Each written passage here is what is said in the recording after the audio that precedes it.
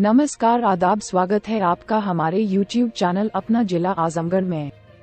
आज की खबर आजमगढ़ संसदीय सीट से समाजवादी पार्टी के प्रत्याशी धर्मेंद्र यादव 1 मई को अपना नामांकन दाखिल करेंगे।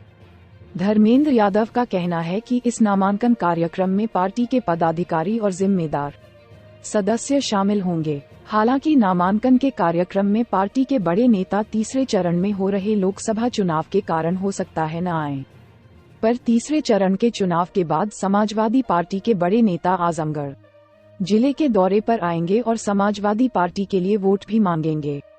धर्मेंद्र यादव से जब आजमगढ़ लोकसभा सीट से बसपा का माइनॉरिटी प्रत्याशी उतारे जाने को लेकर सवाल किया गया तो धर्मेंद्र यादव का कहना है कि सभी लोग जानते हैं कि माइनॉरिटी के लोग कहां हैं।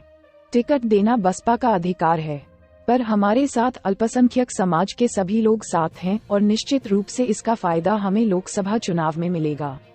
लोकसभा चुनाव के प्रथम चरण में हुए मतदान को लेकर सभा प्रत्याशी धर्मेंद्र यादव का कहना है कि जिस तरह से मतदान का प्रतिशत लगातार कम हो रहा है, इससे साफ जाहिर होता है कि भाजपा के प्रति लोगों में निराशा है और कई जगह इसका बहिष्कार भी हुआ है। देखिए, 1 तारीख का नामांकन रखा है, पार्टी के सभी लोगों ने फैसला लिया है। 1 तारीख को हम लोग नामांकन करेंगे और पार्टी के सारे जिम्मेदार लोग रहेंगे।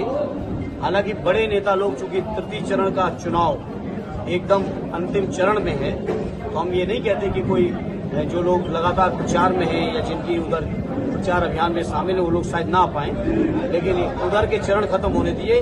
पार्टी के सभी जिम्मेदार लोग आजमगढ़ में होंगे। बस उनका हक अधिकार है, किसको खड़े करते हैं उस बात की हमें नहीं कहने का कोई हक है, तो उनका फैसला है।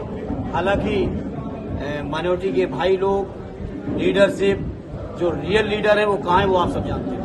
सिर्फ मत प्रतिशत लगातार तो चुनाव में कम देखने को मिला है, इसको किस तरह से देख रहे हैं? बीजेपी के प्रति लोगों की निराशा है। बहुत लोगों ने, कई वर्गों ने अभी खड़े होकर सभाएं करके बहिष्कार किया है और इसी बात से परेशान है। आजमगढ़ लोकसभा सीट के लिए सोमवार से नामांकन शुरू हो गया।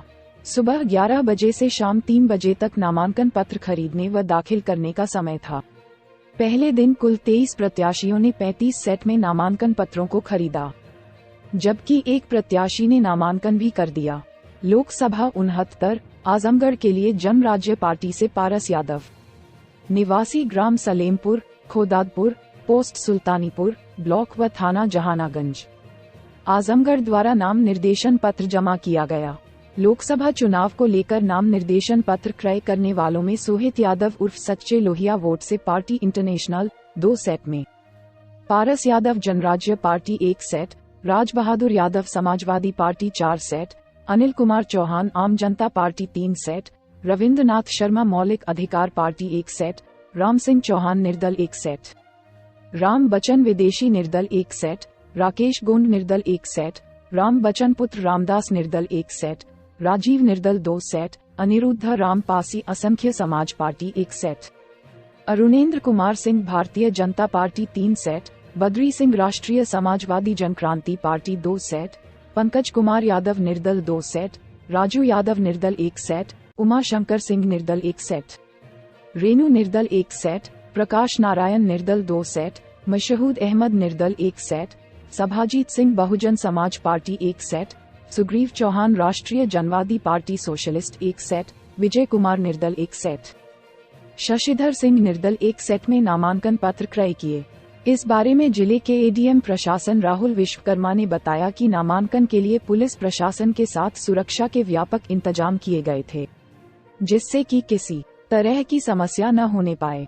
प्रत्याशियों के साथ 5 लोगों को ही जाने की इजाजत भारत निर्वाचन आयोग द्वारा दिए गए दिशा निर्देशों के क्रम में जनपद आजमगढ़ में स्थित लोकसभा क्षेत्र 68 लालगंज सुरक्षित तथा 69 आजमगढ़ के लिए नामांकन प्रक्रिया आज 29 अप्रैल 2024 से चालू है।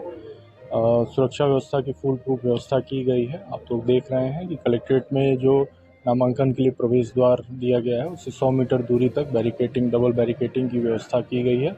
पुलिसकर्मियों को 11 बजे से 3 बजे तक कड़ी सुरक्षा व्यवस्था सुनिश्चित कराए जाने के लिए तैनात किया गया। उसी को देखा गया, चेक किया गया। पर्याप्त पुलिस बल मौजूद है और शांतिपूर्वक हम लोग नामांकन का कार्य संपन्न करेंगे। नामांकन प्रक्रिया कब तक चलेगी?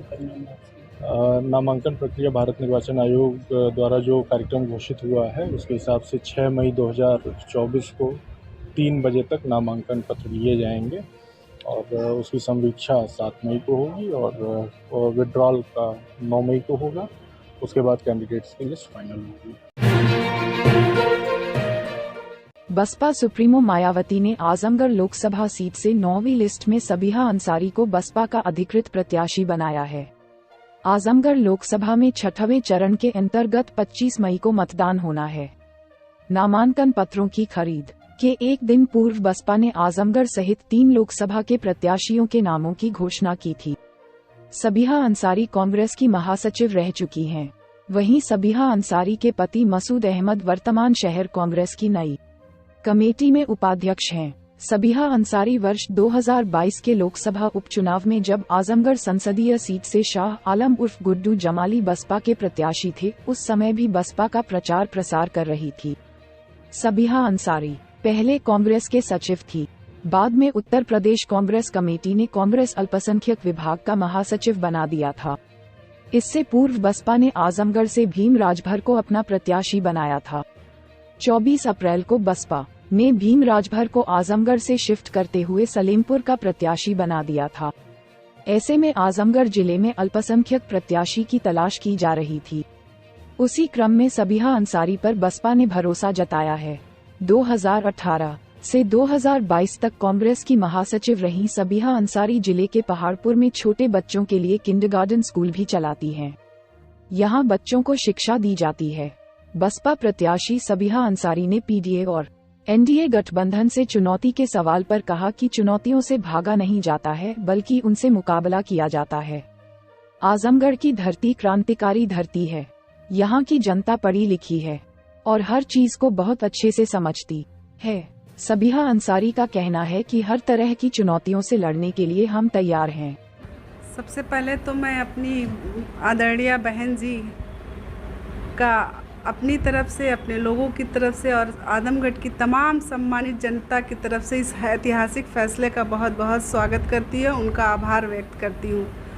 उसके साथ साथ मैं आपको बताना चाहती हूँ कि आजमगढ़ की जो जनता है बहुत इंटेलेक्चुअल जनता है और उसके अंदर कहीं ना कहीं ये टीस थी कि हमारे यहाँ जो भी प्रत्याशी है, क्योंकि ये पढ़े लिखों की सरजमीन है, यहाँ से एक धुरंधर देश की राजनीति से लेके हर तरह की सेवा अंजाम दी है।